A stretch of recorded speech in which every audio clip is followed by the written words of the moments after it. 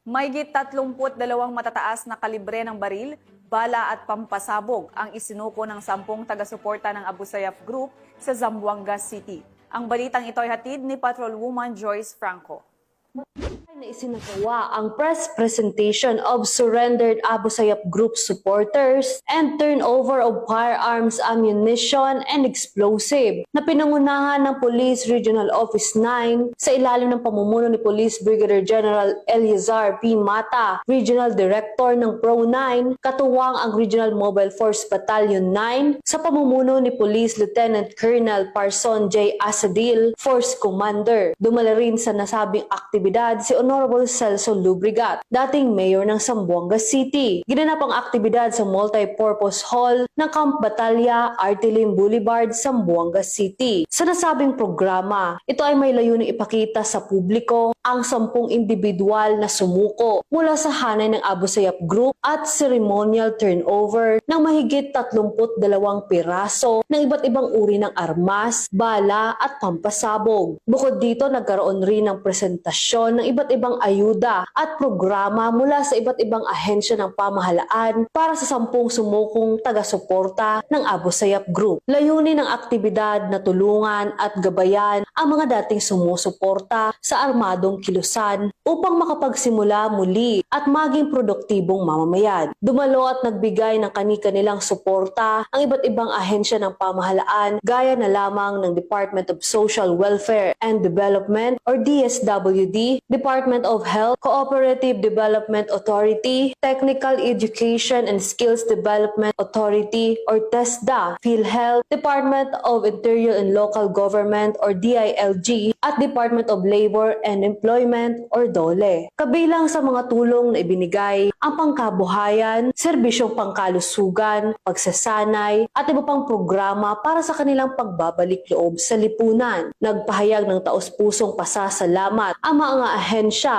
at ang kapulisan, lalo na ang PRO-9 sa desisyon ng mga dating sumusuporta sa ASG na talikuran ng karahasan at muling magtiwala sa pamahalaan. Binigyan diin ng kapulisan na ang hakbang na ito ay patunay na posible ang pagbabago kung may bukas na puso at pagtutulungan. Ayon sa mga opisyalis ng kapulisan, ang pagbabalik loob ng mga dating rebelde ay isang tagumpay ng pagkakaisa at malasakit, hindi lamang sa kapulisan at militar, kundi pati na rin sa mga ahensya ng pamahalaan at ng komunidad. Sa patuloy na programang ito, inaasahang mas marami pang magbabalik loob upang tuluyang makamit ang kapayapaan at kaunlaran sa rehiyon.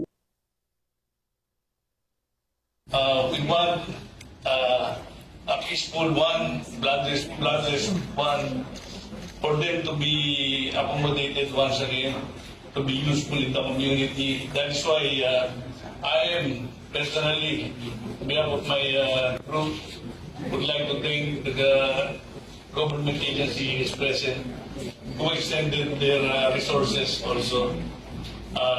My commitment here is until mabigyan natin sila, maging stable sila for livelihood nila, na hindi na sila ma-encourage to join those violent extremists or armed lawless element here operating in the it's a great help of to us na nawala ito, na-eliminate natin itong 32 kind of high-powered weapon and caliber na nandito lang sa our neighbor or our jurisdiction.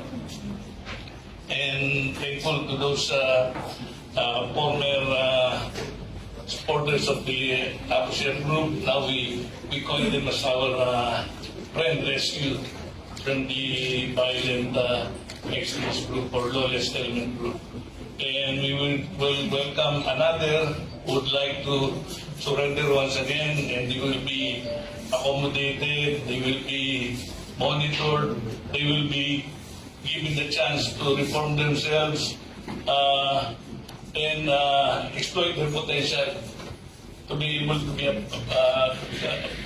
a productive citizen of this nation that we all have. Pag lumabas tayo sa ibang nation na neighbor natin, hindi na tayo, di ba? dapat dito lang tayo, pamuhay tayong papayapa, matiwasay, because with peace, pag wala ng kaguluhan, andyan dyan ang development.